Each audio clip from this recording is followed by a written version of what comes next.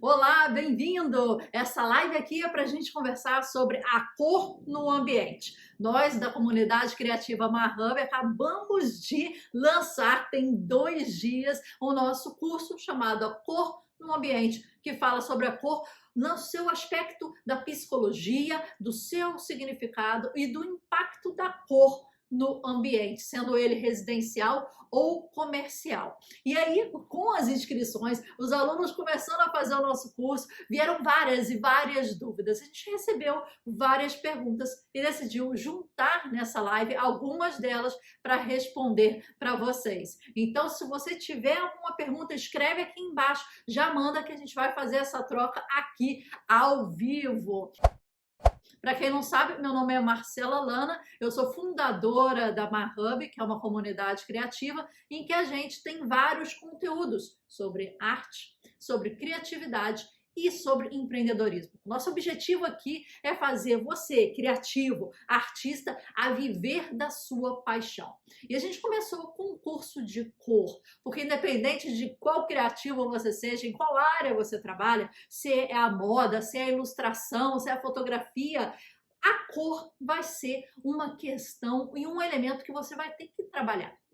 Você vai ter que colocar a cor naquela vestimenta, você vai ter que pensar na cor e na iluminação daquela fotografia ou daquela filmagem, você vai ter que saber com que paleta você vai pintar aquela tela, qual tubo de tinta você vai pegar e vai começar a pintar. Então, independente de que área da criatividade você esteja, a cor é um elemento que permeia todos eles. Então, a gente começou nosso primeiro curso chamado Paleta Emocionante sobre a psicologia e o significado da cor. Agora a gente chega um pouquinho mais próximo para o espaço, para onde essa cor vai transitar e vai estar, onde nós estamos.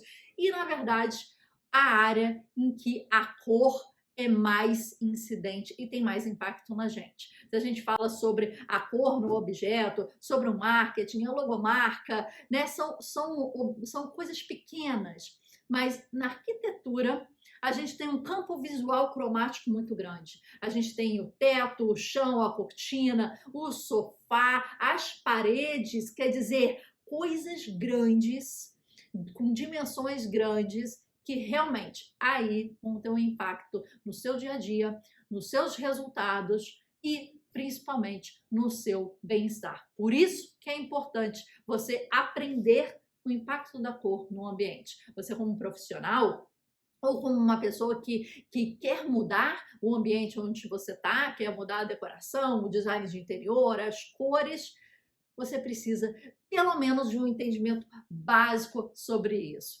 Então, sem mais delonga, vamos começar. Já fica esperto aí. Escreve aqui embaixo se você quiser fazer alguma pergunta. Vamos lá? Agora do chat, vamos pegar para vocês. A cor gera depressão? Não. Esse é um ponto que a gente fala muito no nosso curso. Não, a cor não gera depressão. Ah, mas aquele cinza chumbo, mas aquele tom de preto nas paredes inteiras gera depressão? Não. A gente viu que o que acontece a cor, ela é uma sensação, ela é uma energia que vai vir. Só que essa energia ela é decodificada por um aparelho, por um momento. Eu posso estar num momento mais delicado, mais depressivo, eu posso ter acabado de perder um ente querido, ou um emprego, estar numa dificuldade financeira, ou eu posso estar num momento maravilhoso da minha vida, acabei de ficar milionária, acabei de fechar um negócio super demais. Tudo depende do meu mindset, do meu momento, né? Do meu psicológico naquele momento. É a forma que eu vou interpretar. É o filtro que vai estar aqui na minha mente que eu vou interpretar aquela cor. Então, gera depressão? Não. Ela é um gatilho, mas você só aciona um gatilho se você fizer, né, a conexão. Só isso. Não tem mais, né? Você tá lá com um fósforo. Tchic, tchic, tchic. Se não bater, o fogo não vem. Não adianta. O fogo só vem se aquilo conectar, se aquilo passar, se aquilo fizer assim. Se não tiver esse gatilho, não acontece, não tem fogo. Não tem nada, aquilo passa despercebido.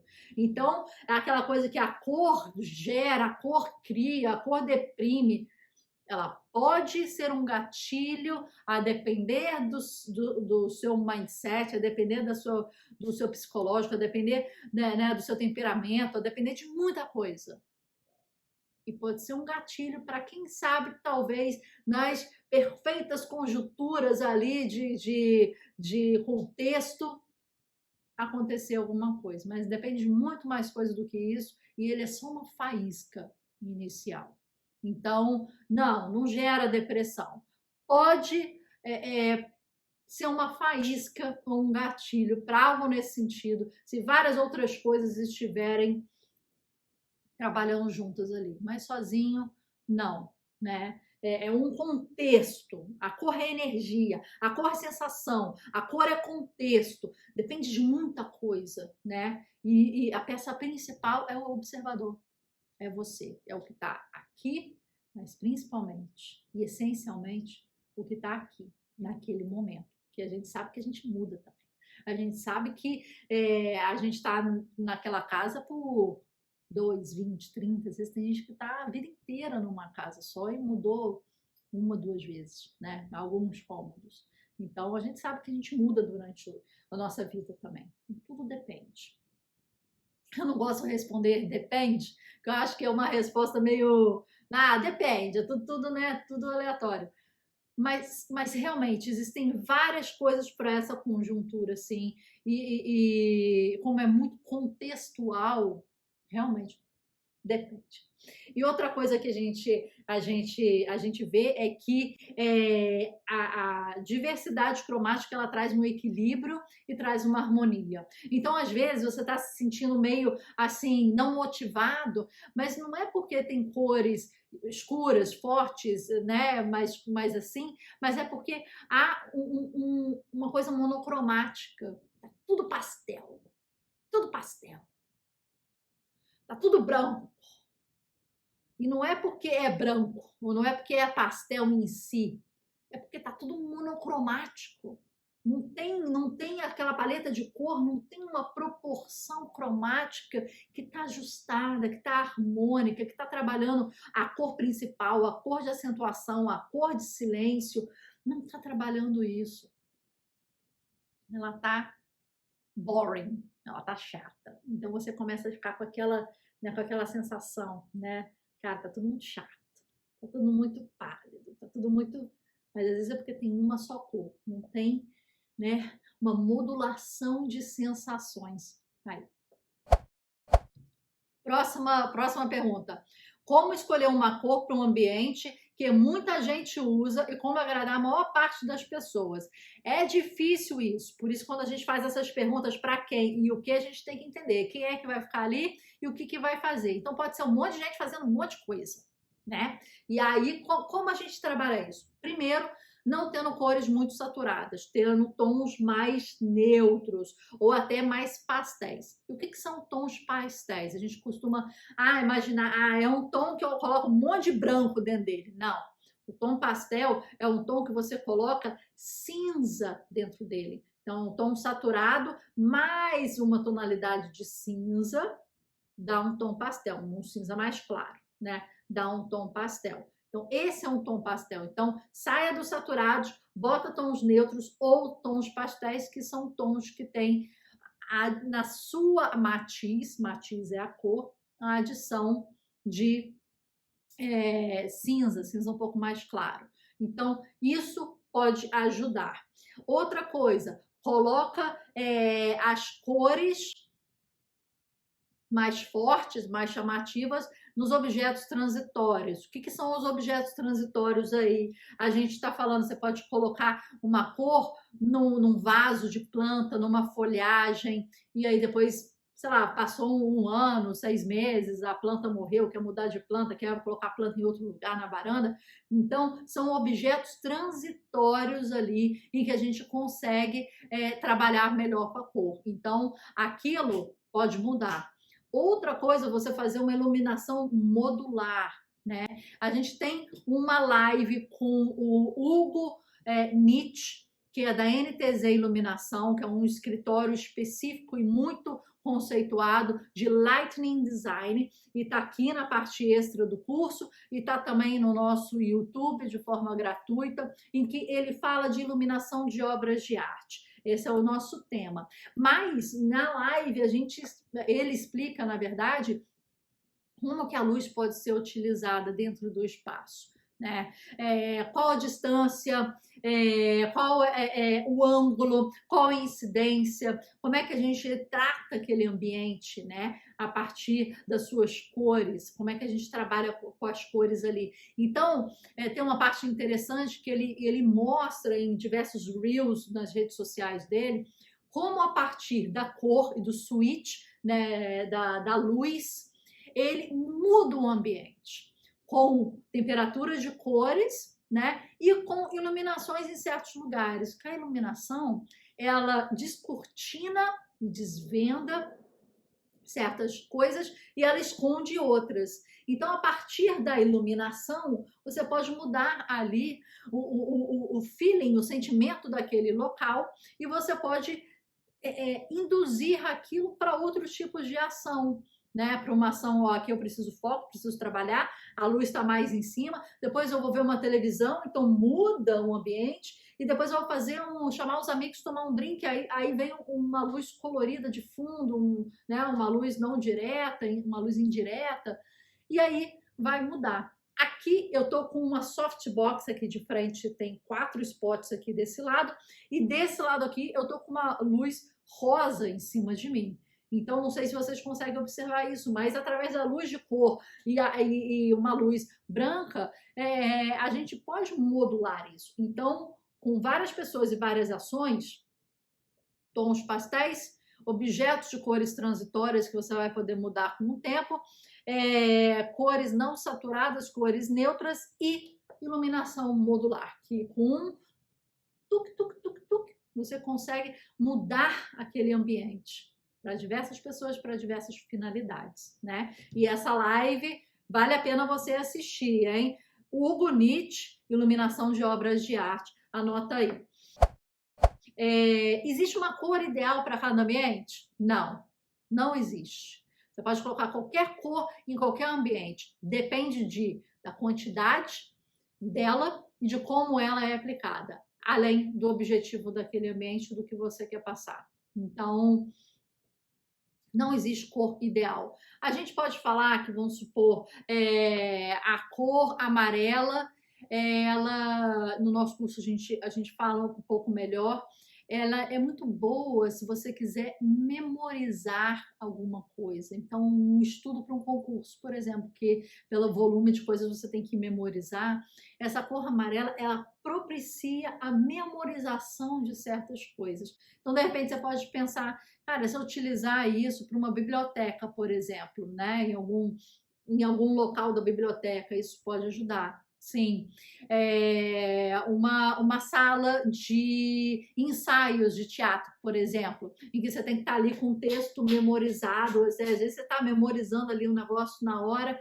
e eu sei que o fundo de salas de teatro são normalmente pretas, né? Porque ali a evidência é no ator. Mas, de repente, o ator, ele está olhando para frente, ele não está olhando para as suas costas, né? Aqui vai estar preto. Mas, de repente, na sua frente, de repente, está um tom de amarelo, que vai ajudar ele no processo de memória daquele texto. Então, existem cores que podem ajudar na função daquele local. Mas isso vai depender de como você coloca, da proporção que você coloca, né? E aquilo você vai ver dentro do curso indicações de certas coisas para certas pessoas e certos tipos de ação. Cores que a gente deve evitar, coisas que a gente indica. Então, no estudo de cada uma das 11 cores ali que a gente está estudando, a gente vai explicando e falando dos ambientes, das psicologias e dos objetivos das funções ali. Então, a partir dali você pode trabalhar. Você entendendo que o amarelo facilita a memorização do que você está estudando, de textos e etc., você pode usar isso, né, ao seu favor.